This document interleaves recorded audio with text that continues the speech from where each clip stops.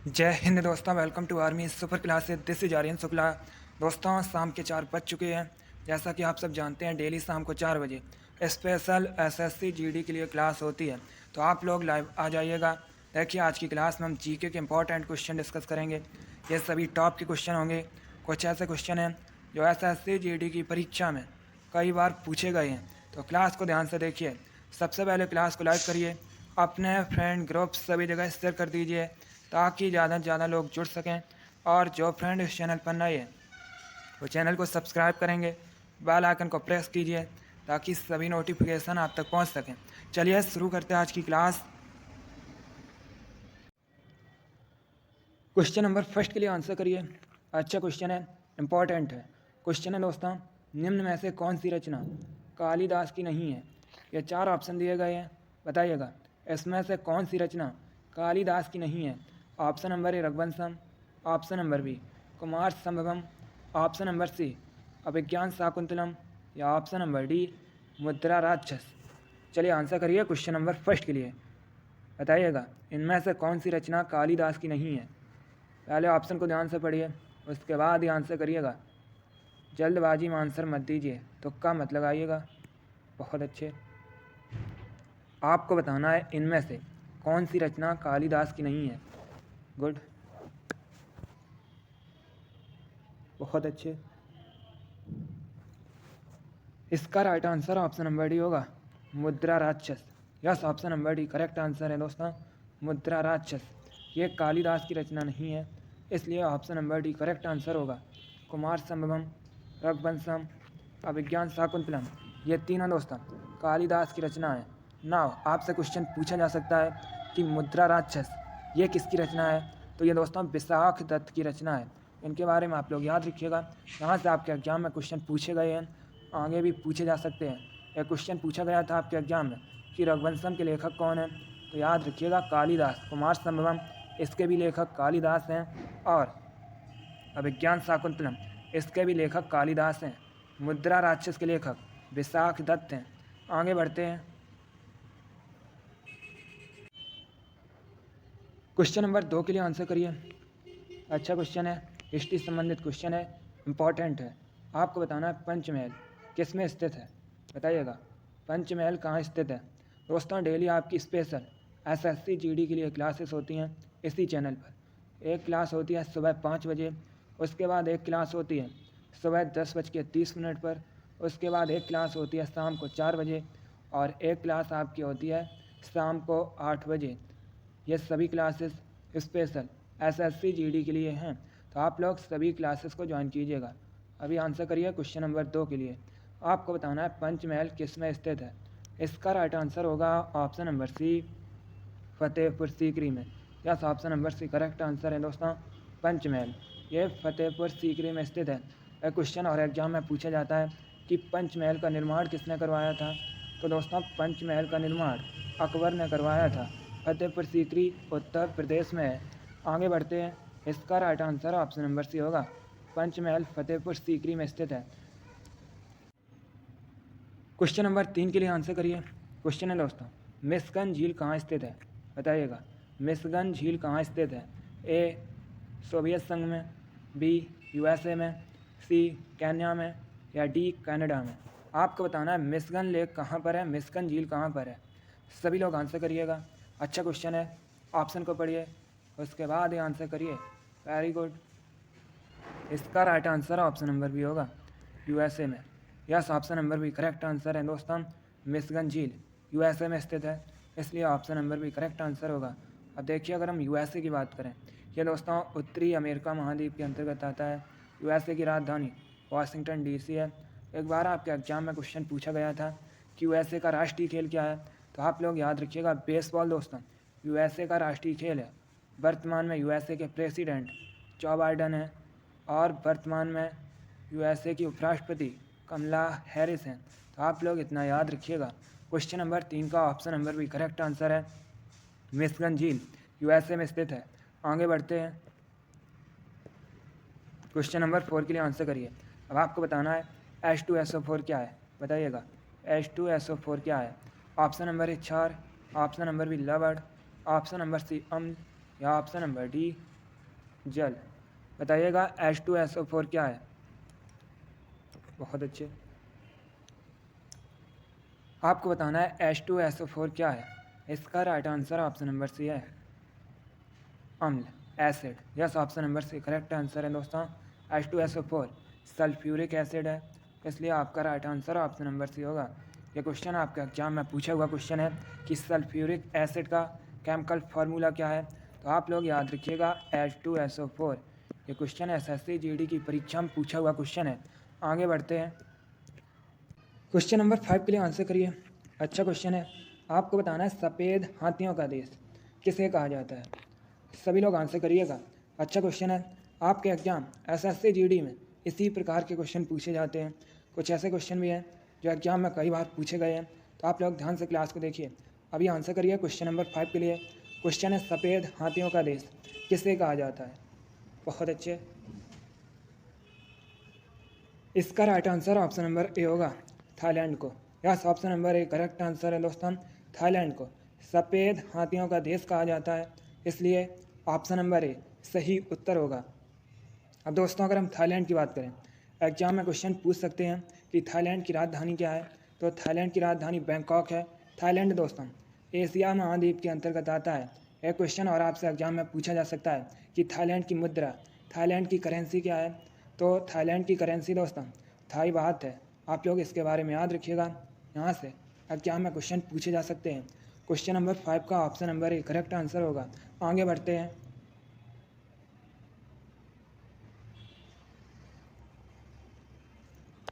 अब question number 6 के लिए आंसर करिए। यह भी अच्छा क्वेश्चन है। आपको बताना है निशान ए पाकिस्तान की उपाधि किस भारतीय को मिली है। बताइएगा निशान ए पाकिस्तान की उपाधि किस भारतीय को मिली है। ए मौलाना अबुल कलाम आज़ाद को, बी मोरारजी देसाई को, सी लाल बहादुर शास्त्री को, या डी नवाबुद्दीन, जिनमें से कोई नहीं।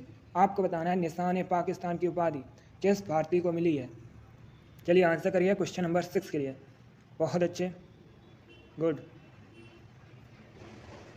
Very good. इसका right answer option number B होगा Morarji Desai. Yes, option number B correct answer है दोस्तों। निशान ए पाकिस्तान की उपाधि मोरारजी देसाई को मिली है, इसलिए option number B correct answer होगा। अब देखिए मोरारजी देसाई ये दोस्तों भारत के प्रधानमंत्री हैं। 1990 में इनको निशान ए पाकिस्तान की उपाधि से सम्मानित किया गया था। चलिए क्वेश्चन नंबर 6 का option number B correct answer होगा। आगे बढ़ते हैं, अब क्वेश्चन नंबर 7 के लिए आंसर करिए। आपको बताना है लज्जा नामक पुस्तक के लेखक कौन है। बताइएगा लज्जा नामक पुस्तक किसके द्वारा लिखी गई है। गुड, आपको बताना है लज्जा नामक पुस्तक किसके द्वारा लिखी गई है। वेरी गुड, बहुत अच्छे। 10 जनवरी से आपका एग्जाम है, तब आप लोग पढ़ाई पर ज़्यादा फोकस कीजिएगा। इसका right answer option number B होगा Taslima Nasrin. Yes, option number B correct answer है दोस्तों। लज्जा पुस्तक तस्लीमा नसरीन द्वारा लिखी गई है, इसलिए option number B correct answer होगा। जिसने भी क्वेश्चन नंबर 7 का ऑप्शन नंबर बी दिया है उनका राइट आंसर है। बहुत अच्छे, आगे बढ़ते हैं, क्वेश्चन नंबर 8 के लिए आंसर करिए। यह भी अच्छा क्वेश्चन है, खेल से संबंधित क्वेश्चन है। 1 से 2 क्वेश्चन आपके एग्जाम में खेल से संबंधित पूछे जाएंगे। अभी आपको बताना है नाओमी ओसाका यह किस खेल से संबंधित है। बताइएगा नाओमी ओसाका किस खेल से संबंधित है। ए टेनिस से, बी बैडमिंटन से, सी क्रिकेट से, या डी तीरंदाजी से। चलिए क्वेश्चन नंबर 8 के लिए आंसर करिए। बताइएगा नाओमी ओसाका किस खेल से संबंधित है। Right answer option number A होगा tennis. Yes, option number A correct answer है। नाओमी ओसाका जापान की स्टार टेनिस खिलाड़ी हैं, इसलिए option number A correct answer होगा। इसका right answer option number A होगा। अगला क्वेश्चन देखते हैं। अब क्वेश्चन नंबर 9 के लिए आंसर करिए। यह भी क्वेश्चन SSC GD की परीक्षा में पूछा हुआ क्वेश्चन है। आपको बताना है इंद्रधनुष में कितने रंग होते हैं। बताइएगा कितने कलर होते हैं इंद्रधनुष में। ए 10, बी 7, सी 8, या डी नवाबुद्दीन। बहुत अच्छे, आपको बताना है इंद्रधनुष में कितने रंग होते हैं। इसका right answer option number B होगा 7, 7। Yes, option number B correct answer है। इस बार सभी ने राइट आंसर दिया। बहुत अच्छे दोस्तों, जिसने अभी लाइक नहीं किया एक बार लाइक करिए अपने फ्रेंड ग्रुप सभी जगह शेयर कर दीजिएगा ताकि ज़्यादा से ज़्यादा लोग जुड़ सकें।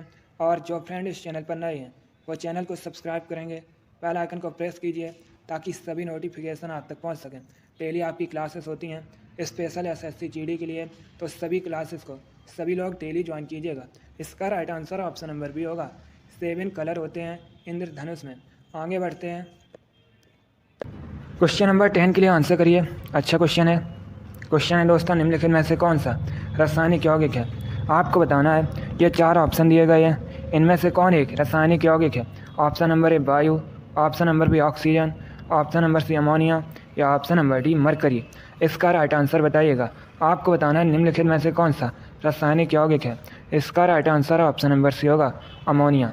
Yes, option number A correct answer है दोस्तों। अमोनिया एक रासायनिक यौगिक है, इसलिए option number C correct answer होगा। एक क्वेश्चन और पूछ लेते हैं कि अमोनिया का केमिकल फार्मूला क्या है? तो याद रखिएगा NH3। ये दोस्तों अमोनिया का केमिकल फार्मूला है। आगे बढ़ते हैं, क्वेश्चन नंबर 11 के आंसर करिए। क्वेश्चन है, सूर्य पर सर्वाधिक मात्रा में पाई जाने वाली गैस कौन सी है? आपको बताना है सूर्य पर सर्वाधिक मात्रा में पाई जाने वाली गैस कौन सी है?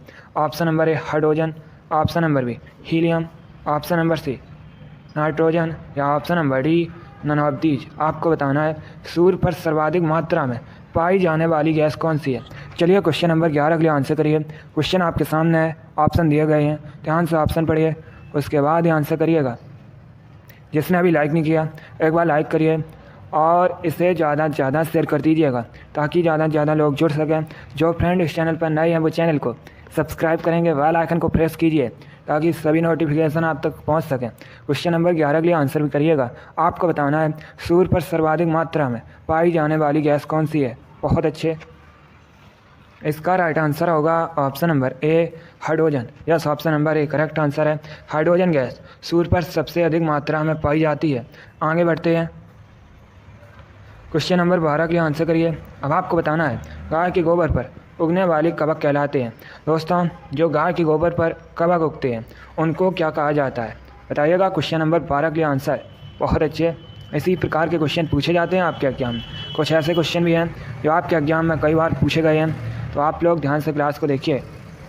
इसका right answer option number D होगा coprophilous. Yes, option number D correct answer है। गाय के गोबर पर उगने वाले कवक कोप्रोफिलस कहलाते हैं, इसलिए option number D correct answer होगा। आगे बढ़ते हैं, क्वेश्चन नंबर 13 के लिए आंसर करिए। क्वेश्चन है दोस्तों, दाढ़ी बनाने के लिए किस दर्पण का प्रयोग किया जाता है? आपको बताना है दाढ़ी बनाने के लिए किस दर्पण का प्रयोग किया जाता है। ऑप्शन दिए गए, ऑप्शन नंबर ए समतल दर्पण, ऑप्शन नंबर बी उत्तल दर्पण, ऑप्शन नंबर सी अवतल दर्पण या option number D none of these इनमें से कोई नहीं। बताइएगा दाढ़ी बनाने के लिए किस दर्पण का प्रयोग किया जाता है? चलिए आंसर करिएगा क्वेश्चन नंबर 13 के लिए। Very good. इसका राइट आंसर होगा ऑप्शन नंबर सी अवतल दर्पण का। Yes, option number C correct answer है। दाढ़ी बनाने के लिए अवतल दर्पण का प्रयोग किया जाता है। आगे बढ़ते हैं, क्वेश्चन नंबर 14 के लिए आंसर करिए। अब आपको बताना है विभवांतर की ऐसा इकाई क्या है? बताइएगा विभवांतर की ऐसा इकाई क्या है? Option number A ampere, option number B volt, option number C joule या ऑप्शन नंबर डी वाट। आपको बताना है विभवांतर की ऐसा इकाई क्या है? इसका right answer option number B होगा volt. Yes, option number B correct answer है। विभवांतर की ऐसा इकाई वोल्ट है, इसलिए option number B correct answer है। इस बार सभी ने राइट आंसर दिया। वेरी गुड, बहुत अच्छे दोस्तों। इसी प्रकार से आप लोग आंसर करिएगा। अगला क्वेश्चन देखते हैं। क्वेश्चन नंबर 15 के लिए आंसर करिए। क्वेश्चन है दोस्तों, निम्न में से कौन प्रदूषण नहीं फैलाता है? यह 4 ऑप्शन दिए गए हैं। ऑप्शन इस प्रकार हैं, रबड़ का जलना, ऑप्शन नंबर बी पेट्रोल का जलना, ऑप्शन नंबर सी सौर ऊर्जा का प्रयोग या ऑप्शन नंबर डी अप्रयुक्त सभी। अब आपको बताना है निम्न में से कौन प्रदूषण नहीं फैलाता है? चलिए क्वेश्चन नंबर 15 के लिए आंसर करिएगा। देखिए, रबड़ का जलना ये तो दोस्तों प्रदूषण फैलाता है। पेट्रोल का जलना यह भी प्रदूषण फैलाता है। तो correct answer option number C होगा सौर ऊर्जा का प्रयोग। Yes, option number C correct answer है। सौर ऊर्जा का प्रयोग प्रदूषण नहीं फैलाता है। अगला क्वेश्चन देखते हैं। क्वेश्चन नंबर 17 के लिए आंसर करिए। ये क्वेश्चन आपके एग्जाम में पूछा हुआ क्वेश्चन है। क्वेश्चन है दोस्तों, लोहे पर जंग लगने के लिए किसकी आवश्यकता होती है? आपको बताना है लोहे पर जंग लगने के लिए किसकी आवश्यकता होती है। ऑप्शन नंबर ए ऑक्सीजन तथा carbon dioxide, option number C oxygen तथा जल, option number C only carbon dioxide, या option number D only oxygen की। अब आप लोग बताइएगा लोहे पर जंग लगने के लिए किसकी आवश्यकता होती है। चलिए क्वेश्चन नंबर 17 के लिए आंसर करिए।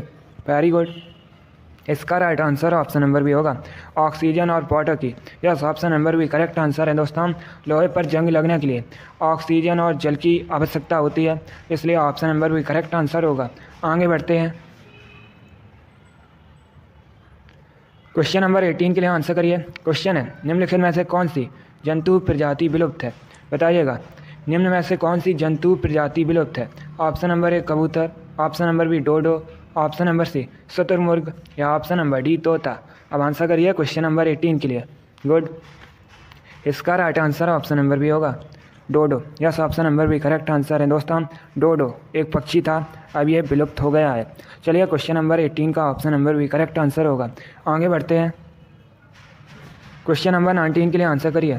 क्वेश्चन है दोस्तों किस धातु को आसानी से चाकू से काटा जा सकता है। आपको बताना है निम्न में से किस धातु को आसानी से चाकू से काटा जा सकता है।